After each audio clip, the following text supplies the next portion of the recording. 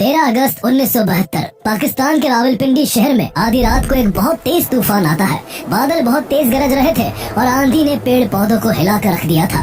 लेकिन इस अंधेरे और तूफान के बीच रावलपिंडी का प्रिजनर ऑफ वॉर कैंप एक अभेद किले की तरह खड़ा था, जिसमें 1971 की जंग के बाद भारत के 12 पायलट्स को बंदी बनाकर रखा गया था। इस वॉर कैंप की सुरक्षा बहुत ही ज्यादा टाइट थी। चारों तरफ ऊंची दीवारें थीं, उन पर कांटेदार तार थे और हर मोड़ पर बंदूक थामे पाकिस्तानी सिपाही तैनात थे। जिन सेल्स में इंडियन पायलट्स को कैद किया गया था, उनमें लोहे की मोटी मोटी सलाखें थी, जिन पर भारी भरकम ताले जड़े थे।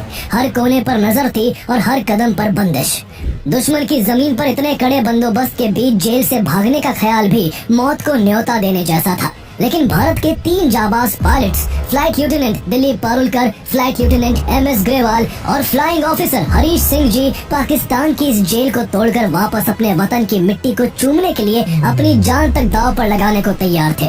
तीनों के पास ना तो कोई हथियार था, ना सही नक्शा और ना बाहर से कोई मदद, लेकिन फिर भी अपनी जान को जोखिम में डालकर ये तीनों कई महीनों से जेल की अंधेरी दीवारों के बीच भागने के एक ऐसे प्लान पर काम कर रहे थे जो पाकिस्तान के इंटेलिजेंस सिस्टम की नींव हिला देने वाला था। 13 अगस्त 1972 की रात जब बारिश तेज हो चुकी थी और अंधेरा घना था, तभी तीनों भारतीय पायलट्स पाकिस्तान की उस सुरक्षित जेल की 18 इंच मोटी दीवार को तोड़कर पाकिस्तानी सिपाहियों की नाक के नीचे से फरार हो जाते हैं।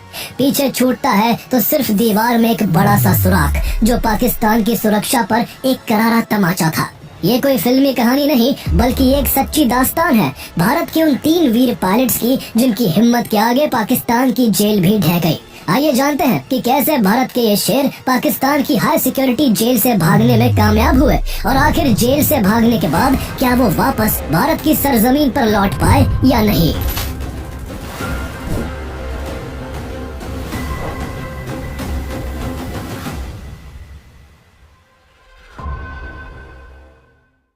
दिसंबर 1971 को जैसे ही पाकिस्तान ने भारत पर हमला किया, दोनों देशों के बीच एक नया युद्ध शुरू हो गया। ये युद्ध हर गुजरते दिन के साथ भयंकर होता जा रहा था। दोनों तरफ से जमीनी और हवाई लड़ाई लड़ी जा रही थी। भारत हर मोर्चे पर पाकिस्तान को पछाड़ रहा था, लेकिन इस बीच हवाई लड़ाई में लाहौर के ईस्ट में मौजूद जफरवाल शहर के एक वॉच टावर से भारतीय वायुसेना को सबसे ज्यादा नुकसान पहुंचाया जा रहा था। ऐसे में इस टावर को तबाह करने की जिम्मेदारी आदमपुर बेस के 26 स्क्वाड्रन के फाइटर्स को सौंपी जाती है। 10 दिसंबर की सुबह flight lieutenant Dilip Parulkar Sukhoi 7 jet fighter में बैठकर मिशन के लिए उड़ान भरते हैं। उनका निशाना यही वॉच टावर था, लेकिन इससे पहले कि वो अपने मिशन को अंजाम दे पाते, जफरवाल के ऊपर उड़ते वक्त एक एंटी एयरक्राफ्ट गन का गोला उनके जेट से टकराता है और जहाज आग की लपटों में घिरकर जमीन की ओर गिरने लगता है। अब पारुलकर के पास बस एक ही रास्ता था, पैराशूट खोलकर किसी भी तरह जान बचाना। उन्होंने ठीक वही किया और पैराशूट की मदद से घायल अवस्था में नीचे उतर आए, लेकिन जहां वो उतरे थे वो दुश्मन की जमीन थी। पारुलकर नीचे गिरने पर पहले ही बहुत चोटिल हो गए थे और तभी उन्हें अल्लाहू अकबर के नारे लगाती हुई पाकिस्तान के लोगों की भीड़ अपनी तरफ दौड़ती हुई दिखाई दी। भीड़ उन पर टूट पड़ी, किसी ने उनकी वर्दी फाड़ दी, किसी ने उनका सामान चुरा लिया। लोगों ने उन्हें इतना मारा कि पारुलकर बेहोश हो गए। युद्ध के ऐसे समय में पाकिस्तान की आम जनता के दिल में भी भारत के लिए इतना गुस्सा था कि अगर पाकिस्तानी अफसर वहां ना पहुंचते तो शायद भीड़ फ्लाइट लेफ्टिनेंट दिलीप पारुलकर की जान ले लेती। पाकिस्तानी सिपाहियों ने भीड़ को हटाते हुए कहा, ये हमारे लिए जिंदा ज्यादा काम का है, इससे हमें जरूरी जानकारी मिल सकती है।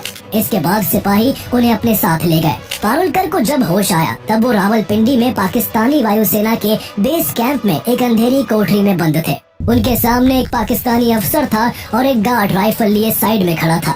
सामने बैठे पाकिस्तानी अफसर ने पारुलकर के होश में आते ही एक कागज उनकी तरफ बढ़ा दिया और कहा, आदमपुर एयरफील्ड का स्केच बनाओ। आदमपुर एयरफील्ड भारतीय वायुसेना के लिए एक अहम एयरफील्ड है और पाकिस्तान की कोशिश थी कि उस एयरबेस की एकदम सही लोकेशन जानकर उसे पूरी तरह तबाह कर दिया जाए। लेकिन दिलीप पारुलकर दुश्मन की कैद में होने के बाद भी डरे नहीं। पहले तो उन्होंने स्केच बनाने से मना कर दिया, लेकिन जब पाकिस्तानी अफसर ने बहुत जोर डाला तो उन्होंने उसे गुमराह करने के लिए आदमपुर एयरफील्ड की जगह मुंबई के सेंटा क्रूज एयरपोर्ट का स्केच बना दिया। पाकिस्तानी अफसर को लगा कि उसका मकसद पूरा हो गया है और वो चेहरे पर एक मुस्कुराहट लिए उस स्केच को लेकर कोठरी से बाहर आ गया। लेकिन 10-15 मिनट बाद वो पाकिस्तानी अफसर फिर से वापस कोठरी में आया और दिलीप पारुलकर पर गुस्से से बरस पड़ा। वो समझ चुका था कि पारुलकर ने उसे गलत जगह का नक्शा दिया है। उसने चिल्लाते हुए पारुलकर से कहा, क्या तुम हमें बेवकूफ समझते हो? अगर हम चाहे तो तुम्हें अभी मार सकते हैं। जाओ, आज पूरी रात उसे कोने में खड़े रहो। आज तुम्हें खाना पानी कुछ नहीं मिलेगा। फिर उसने वहाँ मौजूद गार्ड से कहा कि अगर ये हिले तो इसे तुरंत गोली मार देना। काफी देर तक पारुलकर एक ही जगह खड़े रहे। दर्द के मारे उनके पैरों में कपकपी छा गई थी। जैसे ही उन्होंने थोड़ी राहत पाने के लिए घुटनों को मोड़ा, गार्ड ने तुरंत अपनी राइफल लोड कर ली। पारुलकर ने उसी दर्द में वापस खुद को सीधा कर लिया। कुछ मिनट गुजरने के बाद पारुलकर के दर्द को देख उस पाकिस्तानी गार्ड का भी दिल पिघल गया और उसने कहा, साहब आप बैठ जाइए, अगर कोई आएगा तो मैं खास दूंगा, फिर आप खड़े हो जाना। कुछ इस तरह से दिलीप पारुलकर की पहली रात पाकिस्तान की जेल में गुजरी। अगले कुछ दिन उन्हें इसी तरह एक बंद अंधेरी कोठरी में बिल्कुल अकेला रखा गया। उन्हें पाकिस्तानी अफसरों ने मेंटली काफी टॉर्चर किया। उन्हें कभी खाना नहीं दिया गया तो कभी पानी। बार बार उनसे एक ही तरह के सवाल पूछे जाते। उन पर मानसिक दबाव बनाया जाता ताकि वो टूट जाए और पाकिस्तान को भारतीय वायुसेना की खुफिया जानकारियां दे दे। लेकिन जब किसी तरह से भी दिलीप पारुलकर का हौसला नहीं डगमगाया तो कुछ दिनों बाद पारुलकर को उनके साथियों से मिलने दिया गया। इस prisoner of war POW camp में भारतीय वायुसेना के कुल 12 पायलट युद्ध बंदी बनाए गए थे। जब पारुलकर अपने साथियों से मिले तो उन्हें भी अपने साथियों से सुनने को मिला कि किस तरह उन्हें मेंटल टॉर्चर दिया गया था। इन्हीं में से एक स्क्वाड्रन लीडर धीरेन्द्र जाफा थे, जो पैराशूट से लैंड करते टाइम इतने चोटिल हुए थे कि उनकी कमर में प्लास्टर लगाना पड़ा। उन्हें भी कई दिन तक जेल की कोठरी में बंद करके रखा गया और उनसे रोज सवाल जवाब पूछे जाते। जब उन्हें टॉयलेट जाना होता तो उनके मुंह पर पिलो केस लगा दिया जाता ताकि वो इधर उधर देखकर जेल का नक्शा ना जान ले। उनके अलावा एक फ्लाइट लेफ्टिनेंट MS ग्रेवाल थे, जिन्हें चाय बहुत पसंद थी। लेकिन पाकिस्तानी अफसर उन्हें साइकोलॉजिकल टॉर्चर देने के लिए पूछते, गैरी क्या चाय पियोगे? वो हाँ कह देते, लेकिन वो चाय उन्हें कभी नहीं मिलती। उस युद्ध बंदी कैंप में केवल कैंप के इंचार्ज उस्मान हमीद एक ऐसे पाकिस्तानी ऑफिसर थे जो भारतीय पायलट्स के साथ इज्जत से पेश आते थे। उनसे बाकी पाक अफसर नाराज रहते थे क्योंकि उनका बर्ताव युद्ध बंदियों के प्रति काफी नरम था। उन्होंने इंडियन प्रिजनर ऑफ वॉर्स को गाने सुनने के लिए एक कैसेट प्लेयर और साथ ही दिलीप पारुलकर की रिक्वेस्ट पर उन्हें एक एटलस भी दिया, जो आगे चलकर तीनों इंडियन पायलट्स के भागने के प्लान में बेहद काम आया। कैंप इंचार्ज उस्मान हमीद ने 25 दिसंबर 1971 को क्रिसमस के मौके पर सभी युद्ध बंदियों को एक छोटी सी चाय केक पार्टी में भी शामिल किया। यहाँ पारुलकर और उनके साथियों को पहली बार पता चला कि ढाका में पाकिस्तानी फौज ने सरेंडर कर दिया है और भारत जंग जीत चुका है। इस खबर से भारतीय वायु सैनिकों में खुशी की लहर दौड़ गई। हंसी खुशी के बीच वहाँ मौजूद सबसे सीनियर भारतीय अफसर विंग कमांडर बनी कोहेलो ने कैंप के इंचार्ज उस्मान से कहा कि हम लोग मारे गए अपने साथियों के लिए 2 मिनट का मौन रखना चाहते हैं और फिर अपना राष्ट्रगान गाना चाहते हैं। उस्मान ने उन्हें इसकी भी इजाजत दे दी। 25 दिसंबर 1971 की उस शाम पाकिस्तानी जेल में जब भारत का राष्ट्रगान गूंजा तो सभी भारतीयों के सीने गर्व से चौड़े हो गए। सबके दिल में भारत की जीत की खुशी थी और उन्हें ये भी उम्मीद थी कि चूंकि पाकिस्तान के 93,000 सैनिक भारत में युद्ध बंदी है, इसलिए भारत सरकार आसानी से बहुत जल्द अपने सभी युद्ध बंदियों को छुड़ा लेगी। लेकिन फ्लाइट लेफ्टिनेंट दिलीप पारुलकर ऐसा नहीं सोचते थे। उनको पता था कि भारत भले ही जंग जीत गया है, लेकिन युद्ध बंदियों की अदला बदली अभी बहुत दूर है। इस काम में कई साल का वक्त लग सकता था और इस बीच अगर भारत और पाकिस्तान के बीच फिर से तनाव की सिचुएशन बनी तो उनका रिहा होना और भी मुश्किल हो जाएगा। इसलिए पारुलकर का मानना था कि जेल में हाथ पर हाथ रखकर बैठने से बेहतर जेल को तोड़कर अपने वतन भाग निकलना है। ये एक युद्ध बंदी का कर्तव्य भी होता है। जब दुश्मन देश द्वारा किसी सैनिक को पकड़ लिया जाता है तो उसका पहला कर्तव्य यही है कि वो वहाँ से भागने की कोशिश करे। दिलीप पारुलकर ने तो 2-3 साल पहले अपने एक बड़े अधिकारी से कहा भी था कि पाकिस्तान में उड़ान भरते समय अगर कभी उनका विमान गिरा दिया जाता है और वो पकड़ लिए जाते हैं तो वो जेल में नहीं बैठे रहेंगे, बल्कि वो अपनी जान की बाजी लगाकर वहाँ से भागने की कोशिश करेंगे। इसके बाद उन्होंने अपने सभी साथियों से भागने के प्लान के बारे में बात की, लेकिन कोई तैयार नहीं हुआ। उल्टा सबने उनको ही समझाया कि जल्द ही भारत सरकार प्रिजनर्स ऑफ वॉर को एक्सचेंज करेगी और वो सब सुरक्षित वापस अपने वतन लौट जाएंगे। ऐसे में भागकर अपनी जान को जोखिम में नहीं डालना चाहिए। लेकिन दिलीप पारुलकर उस दिन के इंतजार में बैठे नहीं रहना चाहते थे। उन्होंने मन ही मन जेल से भागने के कई प्लान बनाए। जब रात में वो कस्टडी में रहते हुए टॉयलेट करने जाते थे तो उनके पीछे एक पाकिस्तानी सिपाही रिवॉल्वर लेकर चलता था। पारुलकर का प्लान था कि उस सिपाही से रिवॉल्वर छीनकर उसको ढाल बनाकर वहाँ से भाग निकले, लेकिन इस प्लान के सफल होने की संभावना बेहद कम थी। पाकिस्तानी उन्हें रोकने के लिए अपने सिपाही की जान को भी दांव पर लगा सकते थे, इसलिए उन्होंने इस प्लान को ड्रॉप कर दिया। जब कई हफ्ते और फिर महीने बीत गए और युद्ध बंदियों के भविष्य का कोई फैसला नहीं हो सका, तो सभी भारतीय पायलट्स निराश होने लगे। उन्हें लगने लगा कि जंग जीतने के बाद भी भारत सरकार अपने सैनिकों को छुड़ाने के लिए कुछ नहीं कर रही है। ऐसे में एक बार फिर दिलीप पारुलकर ने अपने साथियों से भागने के प्लान के बारे में पूछा। इस बार उन्हें दो लोगों का साथ मिल गया। Flight lieutenant M S. ग्रेवाल और फ्लाइंग ऑफिसर हरीश सिंह जी पारुलकर के साथ भागने को तैयार हो जाते हैं। तीनों ही काफी यंग थे और तीनों की ही तब तक शादी नहीं हुई थी, इसलिए वो ये रिस्क लेने को तैयार थे। पाकिस्तानी जेल की चार दीवारी के भीतर, जहां हर कोना निगरानी में था और सभी कैदियों की हर एक गतिविधि पर शक की नजर रखी जाती थी, उसी माहौल में ये तीनों जाबाज हिंदुस्तानी अपनी आजादी का नक्शा बनाने में जुट जाते हैं। तीनों ने सबसे पहले उस्मान हमीद के दिए एटलस से इलाके का नक्शा तैयार किया। उन्हें पता चला कि जेल के पास से ही ग्रैंड ट्रंक रोड गुजरती थी, लेकिन वहाँ तक पहुँचने के लिए जेल की सेल से निकलकर एक संकरी गली तक पहुँचना था। संकरी गली को पार करके बाउंड्री वॉल को फांद कर मेन रोड तक पहुंचा जा सकता था। इंडो पाक बॉर्डर की तरफ से इंडिया जाने में खतरा था, क्योंकि वहां का रास्ता बारूदी सुरंगों और दुश्मन फौजों से भरा था। इसलिए जेल से निकलने के बाद आगे का प्लान पाकिस्तान अफगानिस्तान बॉर्डर तक पहुंचने का बना। अगर तीनों किसी तरह अफगानिस्तान में एंटर होने में सफल हो जाते, तो वहां से आसानी से भारत पहुंच सकते थे। इस तरह तीनों ने बड़ी ही सूझबूझ से द ग्रेट एस्केप प्लान तैयार कर लिया था। लेकिन इस प्लान में सबसे पहला काम एक ऐसी सेल तलाशना था जो कंपाउंड की बाउंड्री के नजदीक हो, जहां से भागने का रास्ता मिले और वहां गार्ड्स का पहरा कम हो। सेल नंबर 4 इस क्राइटेरिया पर बिल्कुल फिट बैठती थी। अब अगला काम था इन तीनों का उस सेल में शिफ्ट होना। लेकिन जेल में सेल बदलना कोई फॉर्म भरने जितना आसान नहीं होता। इसके लिए गार्ड्स और स्टाफ से दोस्ती करना जरूरी था।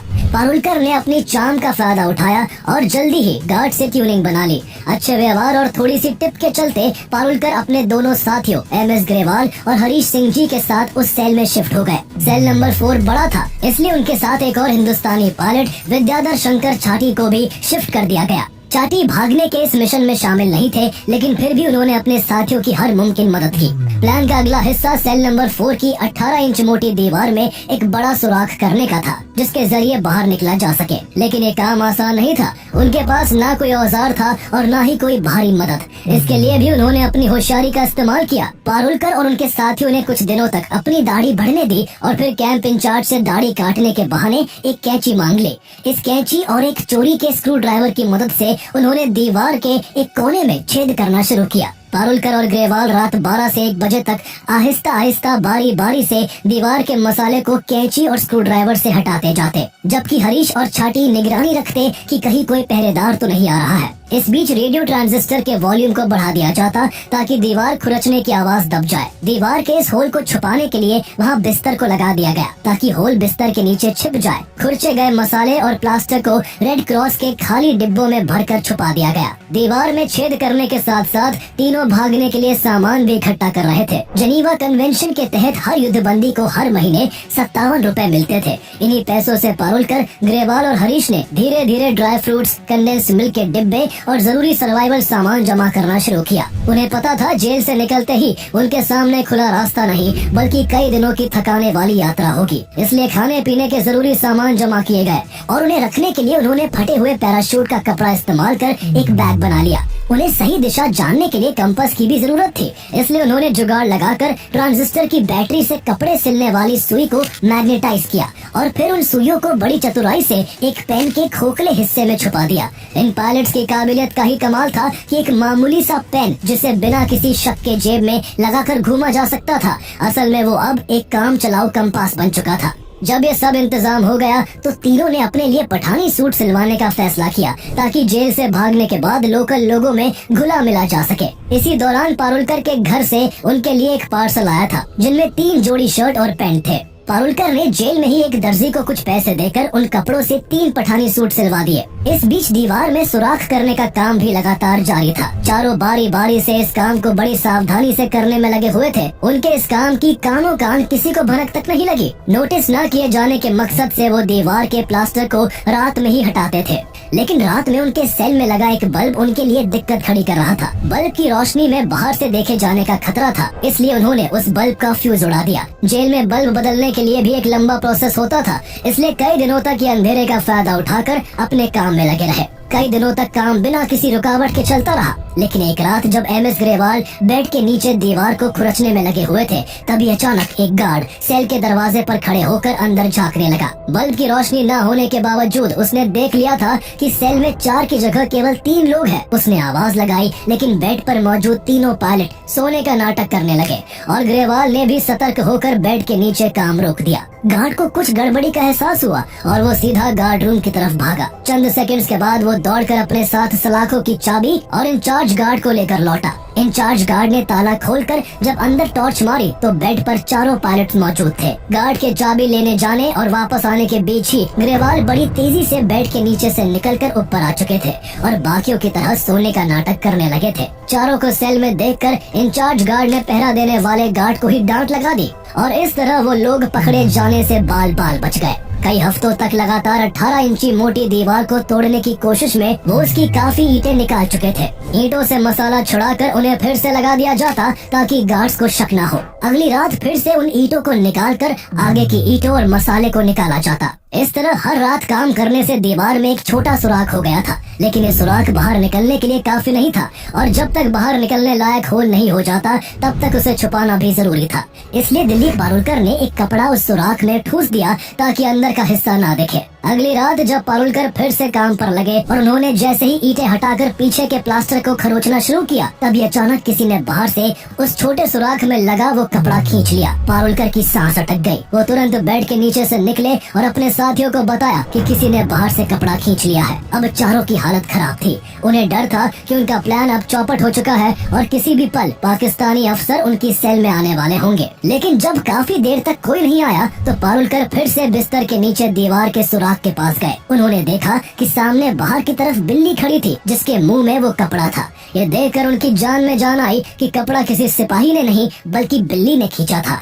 कई महीने की मेहनत के बाद तीनों के भागने का सारा इंतजाम हो चुका था। दीवार में से निकलने का एक बड़ा सा सुराख भी किया जा चुका था। उन्होंने उस सुराख को भागने वाले दिन के लिए बिना मसाले की ईंटों से ढक दिया था। भागते वक्त उन ईंटों को बड़ी आसानी से निकाला जा सकता था। नक्शे तैयार थे, कपड़े सिलवाए जा चुके थे, रास्ता रटा जा चुका था और छोटी से छोटी चीज की प्लानिंग भी पूरी हो चुकी थी। अब बस सही मौके का इंतजार था। ये सही मौका 13 अगस्त 1972 की रात को आता है। एक दिन बाद 14 अगस्त को पाकिस्तान का इंडिपेंडेंस डे था। पारुलकर को यकीन था कि उस दिन गार्ड्स ढीले रहेंगे और सतर्कता कम होगी। 13 अगस्त की रात को जब बिजली चमकी, आसमान में कड़कती आवाजें गूंजी और आंधी चलने लगी तो पारुलकर के हौसले और भी बढ़ गए। उन्हें एहसास हुआ कि ऐसे खराब मौसम में सिपाहियों की नजर से बचकर निकलना सबसे सही मौका होगा। प्लान के मुताबिक आधी रात को flight lieutenant Dilip Parulkar, flying officer Harish Singh ji और फ्लाइट लेफ्टिनेंट एमएस ग्रेवाल ने पठानी सूट पहने अपनी एस्केप किट उठाई, अपने चौथे साथी विद्याधर शंकर छट्टी से गले मिलकर विदा ली और एक एक करके तीनों दीवार के सुराख से रेंगते हुए बाहर निकल आए। बाहर निकलते ही धूल भरी आंधी के थपेड़े उनके मुंह पर लगना शुरू हो गए। वो आगे बढ़कर संकरी गली में पहुंच गए जहां एक गार्ड चारपाई पर धूल से बचने के लिए मुंह पर कंबल डालकर बैठा हुआ था। तीनों संकरी गली से गुजरे। हवा का शोर इतना ज्यादा था कि उनके कदमों की आहट दब गई। कुछ ही पलों में वो जेल की बाहरी दीवार तक पहुंच गए। लेकिन तभी अचानक बारिश शुरू हो गई। बारिश की बूंदों से चौकीदार ने अपने मुंह के ऊपर से कंबल हटाया और चारपाई समेत वायुसेना के रोजगार दफ्तर के बरामदे की तरफ दौड़ लगा दी। इस बीच वो गार्ड उन तीनों को देख नहीं सका और तीनों एक बार फिर से बच गए। पल भर की झिझक के बाद उन्होंने तेज बारिश में दीवार को फांद दिया। जैसे उनके पैर जेल से बाहर जमीन पर पड़े, हरीश सिंह जी के मुंह से जोश में एक शब्द निकला, आजादी। हालांकि आजादी अभी करीब 250 किलोमीटर दूर थी। उन्हें पाकिस्तान अफगानिस्तान बॉर्डर तक जाने के लिए सबसे पहले पेशावर पहुंचना था। भीगते हुए वो तेज कदमों से चलकर बस स्टेशन पहुंच गए। वहां से उन्होंने पेशावर के लिए बस पकड़ी और सुबह के करीब 6 बजे तक वो पेशावर पहुंच गए। आगे के रास्ते के लिए तीनों ने तय किया कि वो अपना नाम बदलेंगे और खुद को ईसाई बताएंगे, क्योंकि ना तो उन्हें कलमा पढ़ना आता था और ना ही उनमें से किसी का खतना हुआ था। ऐसे में तलाशी और पूछताछ होने पर पकड़े जाने का खतरा था। दिलीप पारुलकर ने अपना नाम फिलिप पीटर रखा। एमएस ग्रेवाल ने अली अमीर और हरीश सिंह जी ने हैरल्ड जेकब। पेशावर से उन्होंने जमरूद रोड जाने के लिए तांगा किया। तांगे से उतरने के बाद वो कुछ दूर पैदल चले और फिर उन्हें रास्ते में एक लोकल बस मिल गई। बस भरी हुई थी, इसलिए आगे के सफर के लिए तीनों को बस की छत पर बैठना पड़ा। बस की छत पर बैठकर वो सुबह 9:30 बजे तक लंडी कोतल पहुंच गए। उन्हें जेल से भागे हुए अब 9 घंटे से भी ज्यादा हो गए थे और अफगानिस्तान में एंटर करने के लिए उन्हें अब तोरखम बॉर्डर क्रॉस करना था, जो वहाँ से सिर्फ 5 किलोमीटर दूर था। लेकिन उन्हें तोरखम बॉर्डर तक का रास्ता नहीं पता था और अगर वो वहाँ का रास्ता किसी पाकिस्तानी से पूछते तो जरूर वो शक के दायरे में आ जाते। उन्होंने अपने मैप में देखा कि तोरखम बॉर्डर के पास एक लंडी खाना रेलवे स्टेशन है। उन्हें लंडी खाने से होते हुए अफगानिस्तान जाना सेफ लगा, इसलिए वो वहाँ एक चाय की दुकान पर पहुँचे और वहाँ काम करने वाले से पूछने लगे कि लंडी खाना यहाँ से कितनी दूर है। सवाल सुनते ही वहाँ बैठे लोग उन्हें ऐसे देखने लगे जैसे किसी ने उनसे किसी मुश्किल इंग्लिश वर्ड का स्पेलिंग पूछ लिया हो। किसी को नहीं पता था कि लंडी खाना क्या है और कहाँ है। असल में लंडी खाना नाम का रेलवे स्टेशन अंग्रेजों के टाइम में 1932 में ही बंद हो चुका था। वहाँ के बहुत से लोगों ने तो उसका नाम तक नहीं सुना था, लेकिन तीनों भारतीय अफसरों को उस पुराने नक्शे की वजह से वही नाम रटा हुआ था और अब वही नाम उनकी पहचान का भांडा फोड़ने वाला था। जब वो लंडी खाना के बारे में पूछ रहे थे तभी वहाँ अचानक से एक शख्स आ जाता है। उसने सीधा सवाल तीनों पर दागा, कौन हो तुम लोग, कहाँ से आ रहे हो और कहाँ जा रहे हो। पारुलकर ने आगे बढ़कर जवाब दिया, हम पाकिस्तान एयरफोर्स के अफसर हैं, छुट्टियों पर है और लंडी खाना घूमने जा रहे हैं। बदकिस्मती से वो आदमी तहसीलदार का क्लर्क था। उसे ये जवाब सुनकर उन तीनों पर और भी ज्यादा शक हो गया। उसने ताव में आकर कहा, यहाँ तो इस नाम की कोई जगह ही नहीं है। 1971 में जब से इंडो पाक वॉर हुआ था और जब से ईस्ट पाकिस्तान वेस्ट पाकिस्तान से आजाद होकर बांग्लादेश बना था, तब से पाकिस्तान के लोग टूरिस्ट को बड़ी शक की निगाह से देखते थे। यहाँ टी स्टॉल पर जो बहसबाजी चल रही थी उसके चलते वहाँ जरा देर में भीड़ इकट्ठा हो गई थी। उस आदमी ने आगे उन तीनों से कहा, तुम तीनों बंगाली हो ना, जो अफगानिस्तान भाग रहे हो। ये सुनकर तीनों एक झूठी हंसी हंस पड़े। ग्रेवाल ने उससे हंसते हुए कहा, क्या हम आपको बंगाली दिखते हैं? आपने कभी बंगाली देखे भी हैं अपनी जिंदगी में? उनके इस जवाब से वो आदमी और भी गुस्सा हो गया और उसने लोकल लोगों की मदद से तीनों को घेर कर वहाँ के तहसीलदार के हवाले कर दिया। जेल से भागे तीनों भारतीय पायलट्स ने तहसीलदार को अपनी झूठी कहानी में फंसाने की खूब कोशिश की, लेकिन तहसीलदार भी उनकी बातों से संतुष्ट नहीं हुआ।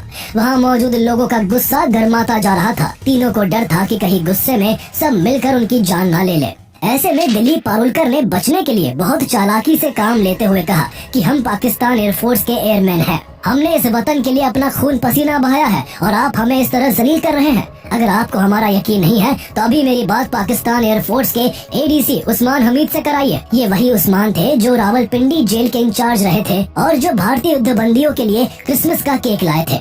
उस्मान का नाम सुनकर तहसीलदार चौंक गया। उसने तुरंत उन्हें फोन किया और दिलीप पारुलकर की बात कराई।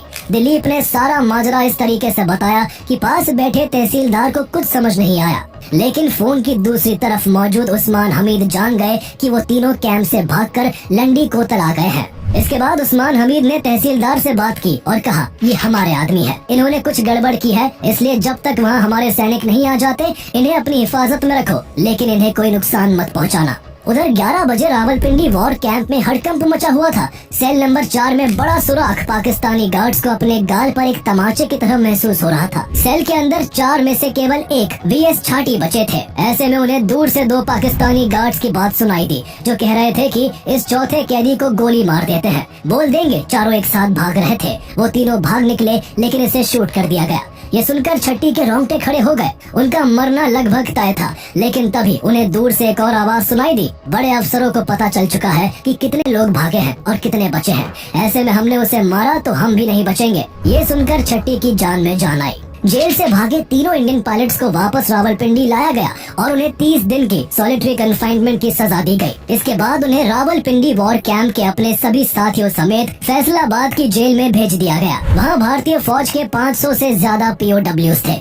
इसी दौरान भारत सरकार और पाकिस्तान सरकार के बीच प्रिजनर्स ऑफ वॉर के एक्सचेंज को लेकर नेगोशिएशंस तेज हो चुके थे, जिसके चलते दिसंबर 1972 में पाकिस्तान के राष्ट्रपति जुल्फिकार अली भुट्टो ने सभी भारतीय युद्ध बंदियों की रिहाई का ऐलान कर दिया। सभी भारतीय युद्ध बंदियों ने जब वाघा बॉर्डर के पार भारत की मिट्टी पर कदम रखा तो वहाँ लोगों का जुलूस उनके स्वागत के लिए खड़ा था। वहाँ मौजूद हजारों लोगों ने उन्हें मालाएं पहनाकर और गले लगाकर उनका स्वागत किया। पंजाब के मुख्यमंत्री ज्ञानी जैल सिंह खुद वहाँ मौजूद थे। वाघा से अमृतसर के 22 किलोमीटर रास्ते में उनके स्वागत में सैकड़ों फूलों की झालरें सजी हुई थी। लोगों का प्यार देखकर सभी भारतीय जवानों की आंखों में खुशी के आंसू भर आए। अगले दिन दिल्ली के रामलीला मैदान में उनका भारी भीड़ के साथ स्वागत किया गया। रिहाई के कुछ महीने बाद फ्लाइट लेफ्टिनेंट दिलीप पारुलकर ने वायुसेना प्रमुख पीसी लाल को तोहफे में एक फाउंटेन पेन दिया। पीसी लाल ने फाउंटेन पेन का ढक्कन खोला तो देखा वो एक कंपास था। ये वही कंपास था जिसे पारुलकर और उनके साथियों ने जेल में सुइयों से बनाया था। भारत वापस लौटने के 5 महीने बाद ही दिलीप पारुलकर के माता पिता ने उनकी शादी करा दी। शादी पर पारुलकर को पाकिस्तानी जेल में उनके साथ रहे स्क्वाड्रन लीडर अर्जुन विठल कामत का टेलीग्राम मिला, जिसमें मैसेज था, no escape from the sweet captivity.